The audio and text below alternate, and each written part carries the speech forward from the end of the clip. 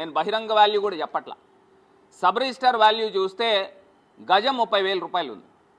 అంటే అదే మనం మార్కెట్ విలువ చూస్తే లక్షల్లోకి వెళ్తుంది గజం. నేను చెప్పేది అలాంటిది అంత విలువైన భూమి, కోట్ల రూపాయలు విలువ చేసే భూమిని మీరు 50 లక్షల రూపాయలకి ఎట్లాగిస్తారని అడుగుతా ఉన్నా. మరి ఇది కుంభకోణం కాదా అని అడుగుతా ఉన్నా. ఇంత పెద్ద భూ స్కామ్ జరుగుతూ ఉంటే మరి అసలు చీఫ్ సెక్రటరీ కూడా ఎందుకు స్పందించరండి? నాకు అర్థం కాల.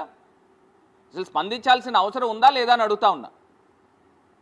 ఇప్పుడు అసలు ఈ కుంభకోణం ఏంటి, అసలు ఏ రకంగా ఇది జరిగిందనేది ఒక్కసారి మనం దీంట్లో పిక్చర్లోకి వెళ్దాం. అదేవిధంగా 99 పైసలకి భూమి ఇచ్చేయడం ఏంటండి? నాకు అర్థం కాల.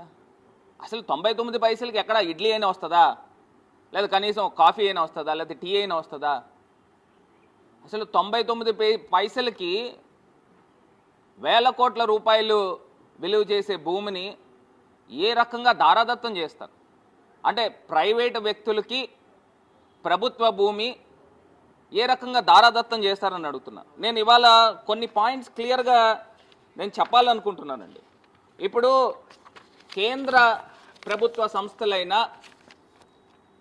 ఎల్ఐసి కానీ, లేకపోతే ఆర్బీఐ కానీ, ఎస్బీఐ కానీ, విజయ బ్యాంక్ కానీ, కెనరా బ్యాంక్ కానీ, హడ్కో కానీ, గెయిల్ కానీ, యూనియన్ బ్యాంక్ కానీ, లేకపోతే ఇండియా బ్యాంక్ కానీ, స్టేట్ బ్యాంక్ ఆఫ్ ఇండియా కానీ, లేకపోతే ఆయిల్ కార్పొరేషన్ సంబంధించిన ప్రభుత్వ సంస్థలు, మరి ఇవన్నిటికి మీరు అక్కడ విశాఖపట్నంలో కానీ, ఆంధ్ర రాష్ట్రంలో కానీ, లేకపోతే మీరు అమరావతి ప్రాంతంలో కానీ మీరు ఎకరా సుమారుగా 4 కోట్ల రూపాయలు చొప్పున రేట్ ఖరారు చేస్తే ఊరు పేరు లేని ఈ ఒక ప్రైవేట్ సంస్థ ఓర్సా అంట, ఆ ప్రైవేట్ సంస్థ గురించి కూడా మాట్లాడదాం. ఆ ఓర్సాకి వేల కోట్ల రూపాయలు విలువ చేసేది మీరు ఎకరం 50 లక్షల రూపాయలకి ఏ బేసిస్లో ఇస్తారని అడుగుతున్నా.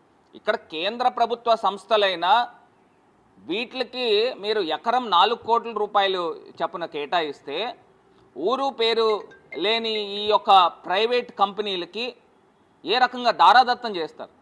ఇది మీ బినామీలకు ఇచ్చినట్టు కాదా?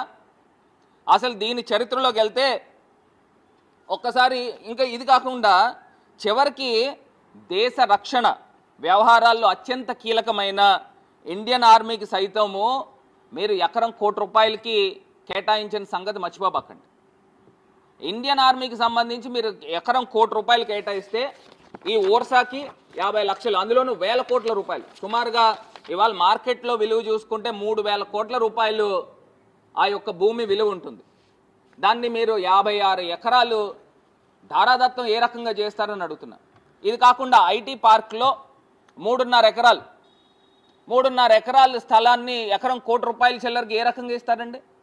ఇప్పుడు నేను ఒక ఐటీ కంపెనీ పెడతాను, నాకు ఇస్తారా? నేను ఐటీ కంపెనీ, నాకు చాలామంది ఫ్రెండ్స్ ఉన్నారు, ఇస్తారా? ఎట్లాగా ప్రభుత్వము ప్రజల సొమ్ముని ఏ రకంగా అన్యాయంగా అక్రమంగా ఈ రకంగా చేస్తారని అడుగుతా ఉన్నా. ఇంత దారుణమా? అసలు ఇప్పుడు దీని యొక్క వివరాల్లోకి వెళ్తేనండి, ఈ నారా లోకేష్ గారు అసలు ఈ ఓర్సా కంపెనీ ఎప్పుడు స్థాపించబడింది, దీనికి నారా లోకేష్ గారు ఎప్పుడు అమెరికా వెళ్ళాడు, ఈ ప్రమోటర్స్ ఎవరు, దీని గురించి కూడా ఒక్కసారి మాట్లాడదాం. ఇప్పుడు చంద్రబాబు నాయుడు గారి పుత్రుడైన ఎలక్ట్రానిక్స్ మినిస్టర్ గారు, IT electronics minister Nara Lokesh గారు 2024 అక్టోబర్లో అమెరికా వెళ్ళాడండి.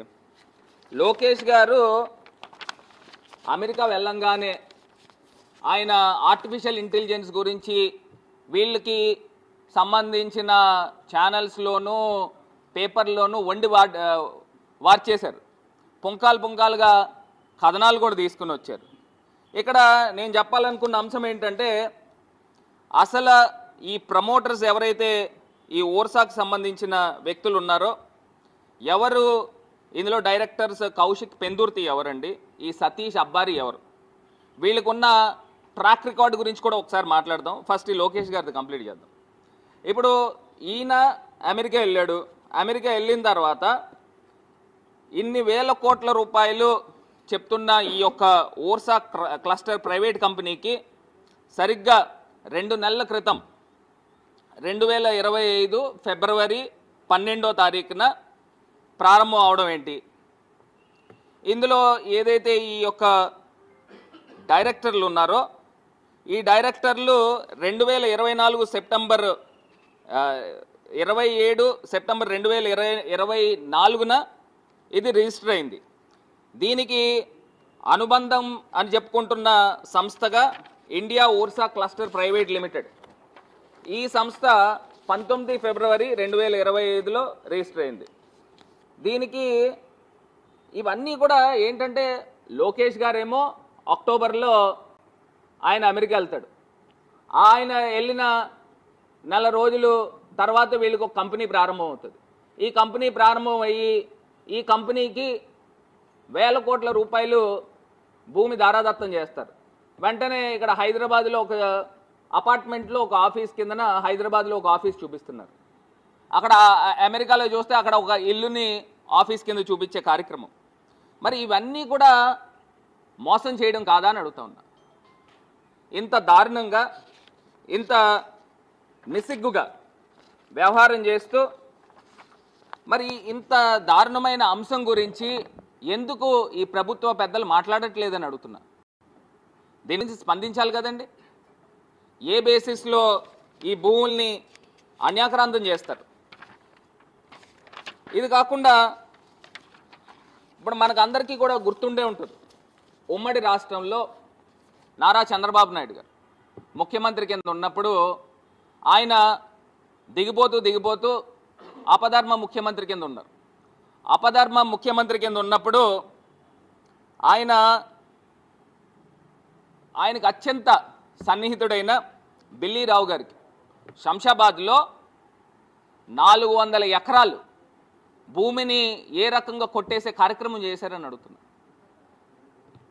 దీని తర్వాత అప్పుడు రాజశేఖర రెడ్డి గారు మళ్ళీ ముఖ్యమంత్రి అయిన తర్వాత ఇదేంటిది, ఇదేదో పెద్ద భారీ కుంభకోణంలో ఉంది, ఒక పక్కనేమో శంషాబాద్ ఎయిర్పోర్ట్ ఉంది, దానికి అతి సమీపంలో 400 ఎకరాలు, మరి వీళ్ళు ఏ రకంగా అంటే ఈ 400 ఎకరాలు భూమిని ఐఎంజీ భారత్కు 400 ఎకరాల భూమిని ఏ రకంగా కేటాయిస్తారని అడుగుతున్నారు. అంటే దీని తర్వాత హైకోర్టులోనూ ఏ రకంగా జ్యుడిషియల్లో ఏ రకంగా భూమిని మరి న్యాయస్థానం కాపాడిందో ఇవాళ ప్రజలు ఎవ్వరూ కూడా మర్చిపోలే. ఇంత అన్యాయంగా ఇంత అక్రమంగా మరి భూములు కొట్టేసే కార్యక్రమం చేస్తూ ఉంటే ప్రభుత్వ పెద్దలు మరి మాట్లాడాలి. ఖచ్చితంగా మేము డిమాండ్ కూడా చేస్తూ ఉన్నాం. ఇవాళ దీనిపైన ఒక జ్యుడిషియల్ ఎంక్వైరీ జరగాలి. ఈ యొక్క భూ కుంభకోణం పైన పూర్తి స్థాయిగా సిబిఐ ఇన్వాల్వ్ కావాలి.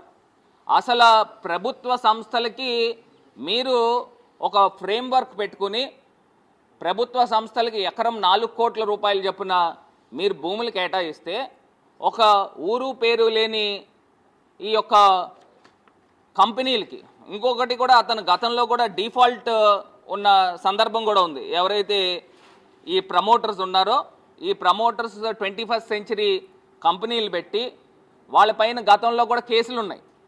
అంటే మీరు ఆ వ్యక్తుల్ని ఓర్సా అనే ఒక కంపెనీ చూపించి ఆ కంపెనీకి దారాదత్తం చేసే కార్యక్రమం చేయట్లేదా అని వాళ్ళు మేము ప్రశ్నిస్తున్నాం. ఓ పక్కనేమో టీసీఎస్ని పెడతారు, ఒక పెద్ద సంస్థ. ఆ టీసీఎస్ని పెట్టి దానికేమో దీనికన్నా బాగా తక్కువకి అంటే ప్రజలు యొక్క మైండ్ సెట్ని డైవర్ట్ చేయడానికి టీసీఎస్ని పెడతారు. టీసీఎస్ పెట్టి 99 పైసలు అంటే చర్చ అంతా అక్కడ జరగాల. ఇంకో పక్కనేమో ఈ ఓర్సా అనే ఒక కంపెనీ, ఊరు పేరు లేని కంపెనీకి ఈ యొక్క పెద్దలు వాళ్ళ యొక్క బినామీలతో మొత్తం అంతా కూడా దోచే కార్యక్రమం చేస్తూ ఉన్నారు. ఈ ఎవరికి తెలియదండి ఇవన్నీను. ఇప్పుడు ఇవన్నీ కూడా ఈ టక్కుటమారు విద్యలన్నీ కూడా ఎవరికి తెలియని కాదు. ఒక పక్కన టీసీఎస్ని ఎందుకు పెట్టారు, ఒక పక్కన ఓర్సాని ఎందుకు పెట్టారు అంటే చర్చ అంతా కూడా 99 పైసలు టీసీఎస్కి ఇచ్చారు, టీసీఎస్ని రానివ్వకుండా ప్రతిపక్షాలు చేస్తున్నారని చెప్పి గగ్గోలు పెట్టే కార్యక్రమం చేస్తూ ఇంకో పక్కన సైలెంట్గా దీన్ని స్వాహా చేసే కార్యక్రమం చేయట్లేదా అని నేను అడుగుతా ఉన్నా. మరి ఇంత అన్యాయంగా ప్రభుత్వ భూమిని కొట్టే కార్యక్రమం చేస్తూ ఉన్నారు. ఇది ప్రజలందరూ కూడా గమనించాల్సిందిగా కోరుతా ఉన్నా. ఈయన నారా లోకేష్ గారు అమెరికా ఎప్పుడు వెళ్ళారు, ఈ యొక్క ఓర్సా అనే ఒక సంస్థ ఎలా పుట్టుకుని వచ్చింది, 2 నెలల్లో పుట్టుకుని వచ్చిన వెంటనే దానికి వేల కోట్ల రూపాయల భూమిని ఎట్లా కేటాయిస్తారు, ఏ బేసిస్లో నిబంధనలకి అనుగుణంగా చేస్తున్నారా, దీనికంటూ ఒక ఫ్రేమ్వర్క్ ఉండదండి. అసలు క్యాబినెట్ ఆమోదం చేయడం ఏంటి, ఒక పక్కన టీసీఎస్ మీదకి సైడ్ ట్రాక్ పట్టించి మొత్తం ఇక్కడ నుంచి ఒక పక్క నుంచి భూములు కొట్టే కార్యక్రమం. దీన్నేమో చంద్రబాబు నాయుడు గారు పబ్లిసిటీ, నేను మొత్తం అంతా ఏఏకి నేనే శ్రీకారం చుట్టాను, ఏఏకి నేనే పితామహుణ్ణి మరి అని చెప్పే కార్యక్రమం. మళ్ళీ గతంలో కూడా మనం చూసాం, ఇదే చంద్రబాబు నాయుడు గారు ఐటీని నేనే తీసుకొచ్చాను, భారతదేశానికి ఐటీని నేనే పరిచయం చేశాను అని ఆయన చెప్పేవాడు. నేను అడుగుతా ఉన్నానండి, ఆ టైంలో నేదురుమల్లి జనార్దన్ రెడ్డి గారు కాదా దీనికి శంకుస్థాపన చేసి ఐటీ సైబర్ సిటీకి దీనికి శంకుస్థాపన చేసింది? నేను అడుగుతా ఉన్నా, ఒకవేళ చంద్రబాబు నాయుడు గారే కనుక ఐటీని తీసుకొస్తే మొత్తము బెంగళూరు సిటీలో హైదరాబాద్ కన్నా అద్భుతంగా బెంగళూరు సిటీలో ఐటీ పార్కులు ఉన్నాయి, ఇంకా వేల మంది ఉద్యోగస్తులు ఇంకా అక్కడే ఎక్కువ పనిచేస్తున్నారే.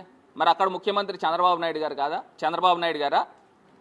మరి అదేవిధంగా ఇక్కడ చెన్నైలో, తమిళనాడు చెన్నైలో మరి అక్కడ కూడా అద్భుతమైన ఐటీ పార్కులు ఉన్నాయి, మరి అక్కడ కూడా ముఖ్యమంత్రి చంద్రబాబు నాయుడా అప్పుడు? నేను అడుగుతా ఉన్నానండి. మరి ఇదే ఓకదంపుడు ఉపన్యాసం తప్పితే ఆయన చేసింది కొంత శాతమే. ఇప్పుడు ఇవాళ అక్కడ ఏదైతే అక్కడ హైటెక్ సిటీ బిల్డింగ్ కట్టారో ఆ బిల్డింగ్ కట్టిన కాంట్రాక్టర్ ఎవరైతే ఉన్నారో అదే సంస్థ కాంట్రాక్టర్తో ఈయన ఎన్టీఆర్ భవన్ దగ్గర బిల్డింగ్ కట్టించుకోలేదనండి. అంటే చంద్రబాబు నాయుడు గారికి ఎంతో కొంత లాభం ఉంటే కానీ ఒక అడుగు ముందుకు వేయరు. ఇవాళ నేను చెప్తా ఉన్నా, ఏదైతే ఈ హెచ్సియు భూములకు సంబంధించి మీకు చాలా క్లోజ్ అయిన బిల్లీరావు గారికి 400 ఎకరాలు అని అంటే అసలు అది ఎన్ని వేల కోట్ల రూపాయలు విలువ చేస్తుంది. ఇది కాకుండా ఇంకొకటి కూడా లోకేష్ గారి యొక్క తోడల్లుడి గారి గురించి కూడా ఒకటి చెప్పాలి. మరి నారా లోకేష్ గారి తోడల్లుడైన ఇప్పుడు విశాఖపట్నం ఎంపీ భరత్, ఆయన తండ్రి గారైన పట్టాభి రామారావు గారికి, ఆయనకి 2015లో జూలై 2015లో మీరు కృష్ణా జిల్లా జగ్గాయిపేటకి మండలానికి సంబంధించి జయంతిపురంలో ఏపీఐఐసికి చెందిన 498 ఎకరాల భూమిని మీరు కేవలము ₹1,00,000 ఇచ్చిన మాట వాస్తవం కాదా అని అడుగుతాం. ఎకరం ₹1,00,000 ఇచ్చారని మా దగ్గర ఉన్న ఆధారాలు. అప్పుడు 2015 జూలై 15న చంద్రబాబు నాయుడు గారు ఉత్తర్వులు ఇచ్చారు. ఆ రోజు బహిరంగ మార్కెట్లో ఎంత తక్కువ వేసుకున్నా ఎకరం ₹1,00,00,000 అంటే 498 కోట్ల రూపాయలు విలువ చేసే భూమిని అంటే ఎకరం ₹1,00,000 ఇవ్వడంలో దీని ఆంతర్యం ఏంటని అడుగుతున్నా.